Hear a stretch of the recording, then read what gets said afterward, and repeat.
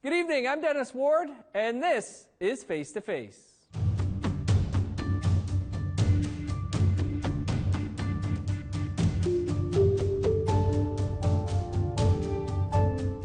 Our guest this week is Dene and Cree artist and activist Victoria Redsun. Redsun, who grew up in northern Manitoba, is part of the Red Rising Collective, who produce a magazine of unfiltered Indigenous stories. She has spent extensive time at the Unist'ot'en camp in Redsun territory and was one of a handful of women who were arrested near the Unist'ot'en Healing Center on February 10th, 2020. Victoria, thanks so much for joining us here on the show.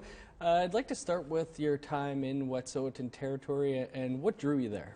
Yeah, being a young person in urban environment is really difficult right now. We have to see a lot of our family members on the streets, and we have to see our people hurting a lot, and I was really guided to help the woman growing up and helping the Two-Spirit community, and I naturally got drawn back to the land, and I think that's where my healing journey is guiding me to go, and to supporting the Wet'suwet'en, and I really truly believe in what they're doing, and I feel like my ancestors are guiding me to support them, and that's a really big reason why I am continuing to support, and I don't plan on leaving, because what they're doing is waking up an entire nation through their traditional governance, and they're helping young people, and being in Wet'suwet'en as well. Specifically the Unist'ot'en Healing Center, I felt so accepted there. I feel so accepted there for who I am, and it's such a safe place for all identities, and for me it's really accessible as well, and they try to make it as accessible for our people to heal, and I really admire them for that, and I really look up to them because they're showing the whole world on how to implement UNDRIP, on how to heal the people, to heal the land, and it's really powerful what they're doing, and I feel really happy there, and I learned so much there about traditional foods and ancestral knowledge, and learning about myself and who I am, and breaking toxic cycles of trauma and colonialism, and it's really powerful just being out there and having people who support you and accept you for who you are and will listen to your dreams and visions, and that's why I'm out there. Also to stop a pipeline from going through those territories as well, because who would want their children to drink dirty water, and who would want their children to get cancer from eating moose and from eating the fish? And I don't want that, and I think a lot of people don't want that either, so that's why I'm there. How much time have you spent at the camp, and what would you like people to know about it? I spent the whole winter there. I'm going back there tomorrow. I'm just visiting my family here in Winnipeg for a while, and what I would like people to know about the camp is the free and informed prior consent protocol that happens there, that takes place there, and how the Unist'ot'en and the Gitum'den and all the surrounding territories, how they've never given up their title to the land, and there's no treaty signed there. It's all unceded, and they proved that in the Delgamuukw-Gisdewe case in the 70s, and that's what they're talking about right now in the discussions, is rights and titles, from which you can see in the Office of Wet'suwet'en statements, and I think that's the media that people need to follow the most, is straight from the source media, from the people, from the hereditary chiefs, from the documentary people, filmmakers on the territory who are supporting. They truly have really unfiltered news and the truth of what's coming out of the territory, and I think people need to stop looking at the headlines that they've reached an agreement, because that's really not the case right now, because CGL and RCMP are in the territory at the moment, and they're still continuing to build this pipeline. And I want people to know that what Molly Wickham was saying is they're not standing down, and they're not asking anyone else to stand down, and we have to continue supporting the Unist'ot'en to stop this pipeline and to also look at the bigger picture to stop colonial violence on Native people and to stop bulldozing over our rights. And it's really powerful what the Unist'ot'en are doing, and I'm really happy to support them, and I really encourage other people to support them as well, because I feel really empowered as like a Native youth and as Two-Spirit and as a Denesuline as well. And I think that I want other people to feel that way as well. I want other people to feel happy and to feel loved in a community, and I think that we find that through supporting each other on the land. You were arrested on February 10th at the camp, the Unist'ot'en camp. What can you tell us about your arrest? Yeah, my arrest was alongside Frida Hewson and Brenda, her sister, and her niece, Carla. And that's why I was arrested. I wanted to be beside them, and I wanted to support them, because they're being forcibly removed off of their territory, and it's never been about me. It's never been about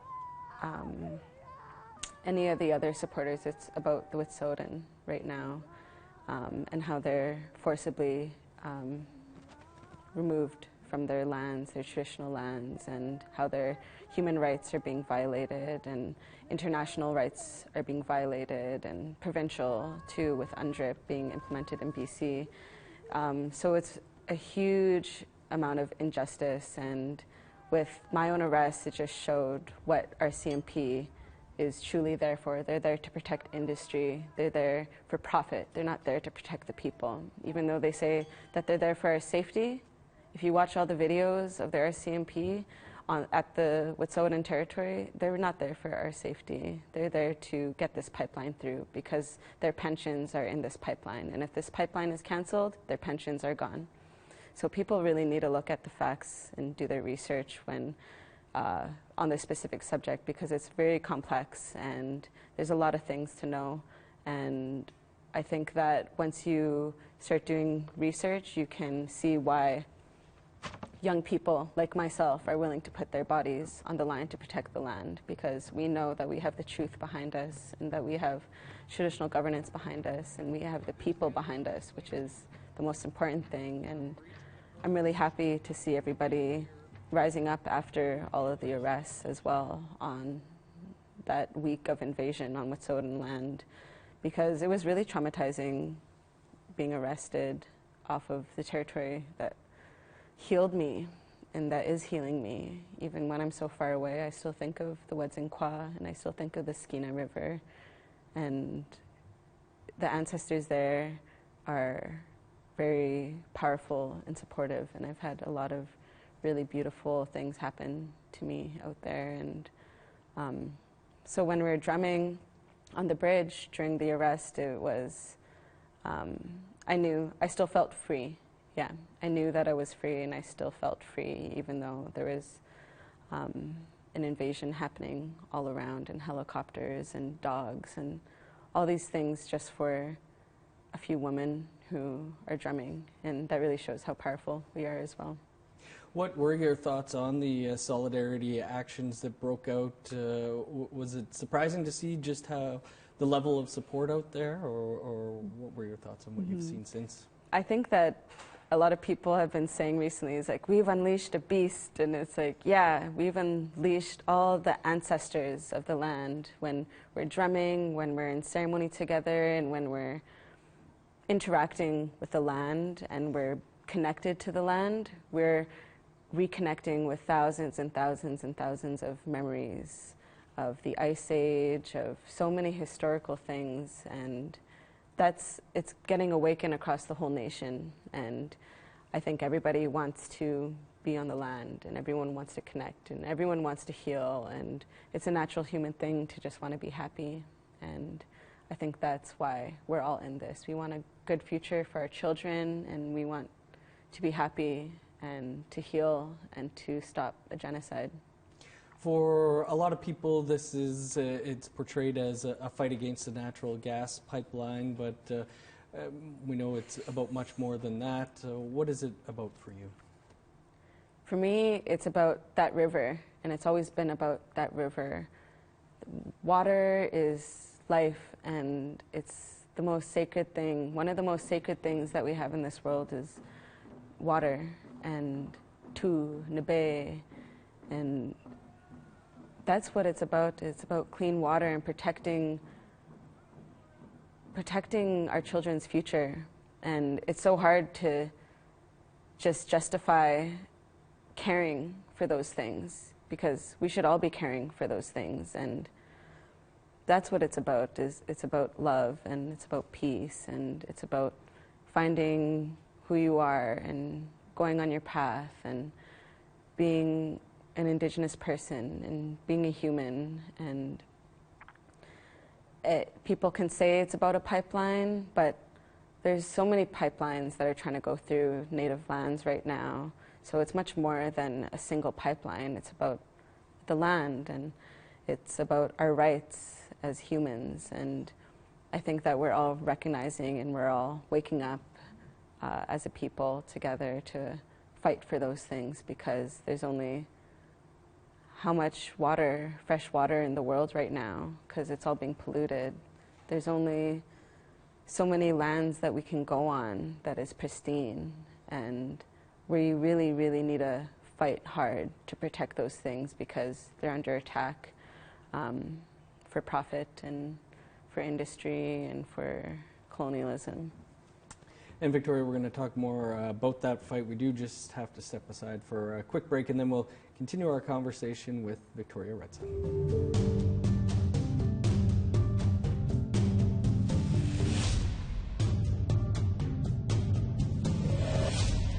Welcome back to Face to Face. Our guest this week is Victoria Redsun. And Victoria, you're saying you're getting ready to head back out to Unist'ot'en territory. What's taking you back?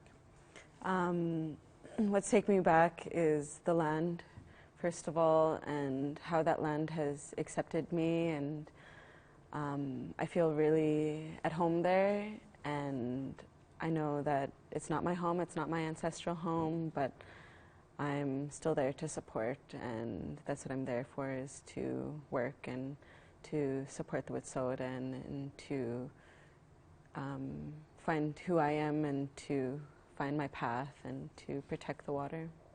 I understand you're planning on going to the legislature as well, the BC legislature, which has been the focus of a rather lengthy occupation of sorts. Yeah, it's the 10th day today, and the youth at the legislature are like mostly Two-Spirit youth, and it's mostly women, and it's super amazing to see what they're doing there. They have such great communication and boundaries with the media. They have immense amount of social media support and support from the youth and the community and from all the surrounding nations on the island as well. So they're doing things in the right way. When they're doing this peaceful, nonviolent direct action and occupying the Parliament of BC, it's really powerful. So I'm really excited to go there and to see my friends and to support the youth and to just show up, which is the most important thing.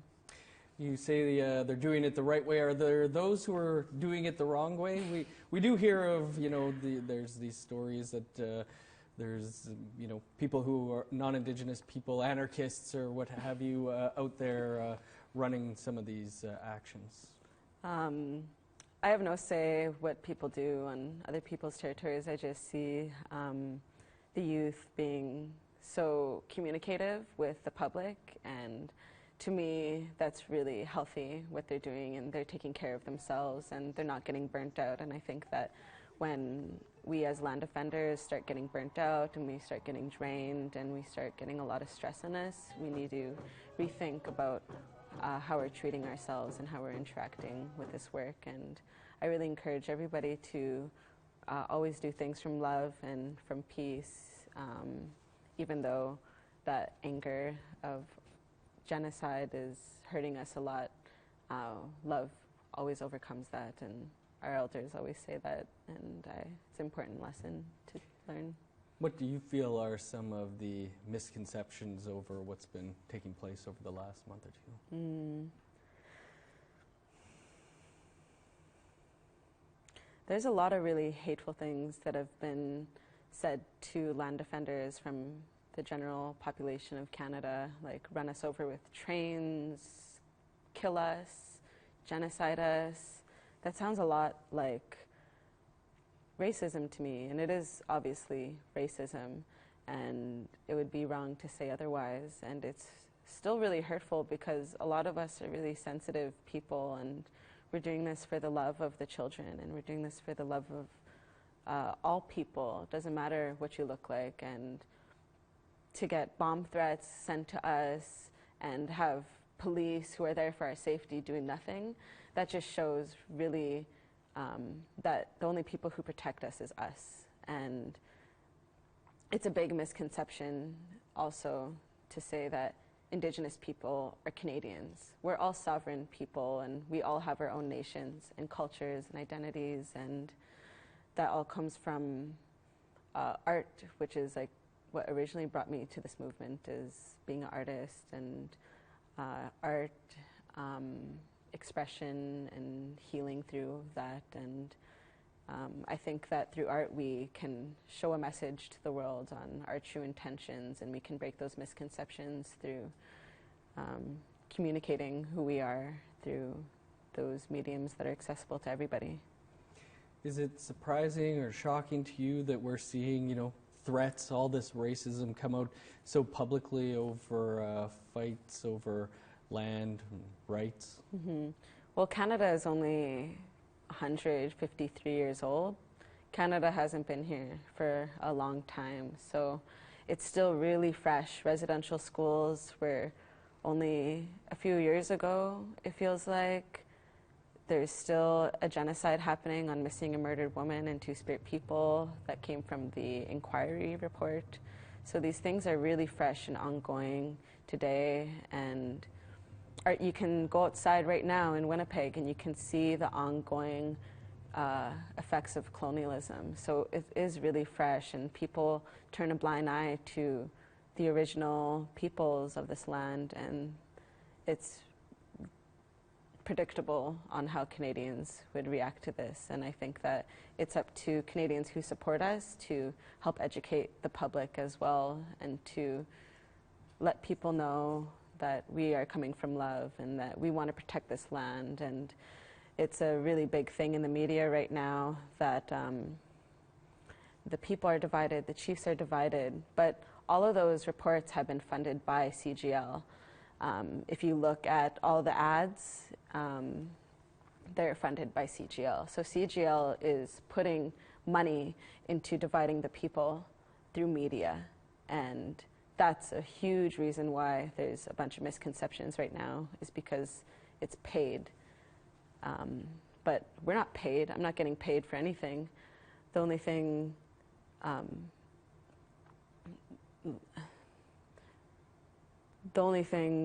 that I'm trying to do is to support the Unist'ot'en and to show peace to the world and to show love. And it's really hurtful to see those things happen, and it's deeply triggering because a lot of our friends and family are getting threats, and my friends got physically assaulted by somebody here in Winnipeg at a round dance, and there's photos of it. And so it's really, really personal, and they're hitting a lot of really personal chords, and it just shows that there's a lot of education that needs to happen in this country.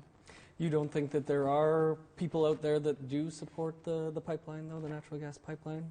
I think people want to support the pipeline because it offers money and it offers jobs, but a lot of those things are really short-term, and I can say that from experience as well because I lived in Fort McMurray for over 6 years. I grew up there in middle school and elementary, and all of my friends, their fathers were working at Suncor and at Syncrude and in the tar sands, and so I really truly understand that people just want to have a good home and all that. But all those people who are working in the tar sands now, a lot of them are getting cancer, and a lot of the women who are married to those men in the tar sands, they're facing domestic abuse and assault, and it was normal for me to, in that town, to see missing women go, and so even though people want to support this pipeline and to support extractive industries, there's a lot better solutions out there, and I think that we need to grow together, and we really need to understand that we all need clean water, we all need clean air, and we all need a clean, healthy place to live. And yeah, so those jobs are only short term, and money's only short term, but we will need water forever.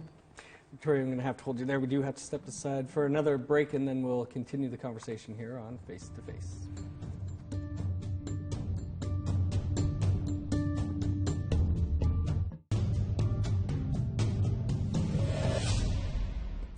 Welcome back to Face to Face. Our guest this week is Victoria Redsun. And Victoria, you're part of a collective called Red Rising. You put out a magazine.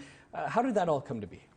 It came to be with a lot of our people being misconcepted in the media as just natives who are drinking, dancing, drumming, or protesting. And we really wanted to show that we're much more than that, and that we are a diverse group of people, and we're all different. We all come from different nations, and we all have different stories to tell, and we really wanted to put that together in a grassroots kind of style. And we've had 10 issues come out, and there's an event coming up next week, Laughter is Medicine. It's a comedy fundraiser, and I really encourage everybody in Winnipeg to go to that. It really seems geared to the youth. Why is that such an important demographic, I guess, for youth? Yeah, being a youth myself, it's really important to see yourself represented in the media. It helps boost self-confidence, and it helps develop identity, and those are essential things to preventing crises such as the suicide crisis that's happening right now. We really need to show the youth that they're special, and that they deserve to live, and they deserve to live a healthy, good life, even with the effects of colonialism. We're really short on time. I was hoping to do more on this, but you also do a lot of spoken word poetry, and hopefully we'll show some here. But it's, you know, the themes you touch on are pretty heavy. What feeds into that? At the end of the day, yeah, it's just being able to share my voice in a way that is artful, and a way that is expressive, and that is healing for myself and healing for the people. And a lot of my words come from like ancestors, and they come from dreams, and they come from those things. And I really want to encourage everybody to connect with your ancestors and your ancestry, and be happy with who you are. Well, Victoria, we're going to have to leave it there, but appreciate you coming on the show and joining us here this week. That is all the time we have for the show this week. We're always looking for new guests, so if you have any suggestions, please email us at news@aptn.ca. This show and past episodes are all available as podcasts. You can find those at aptnnews.ca/face-to-face podcast. Thanks for tuning in. I'm Dennis Ford. We'll see you next week.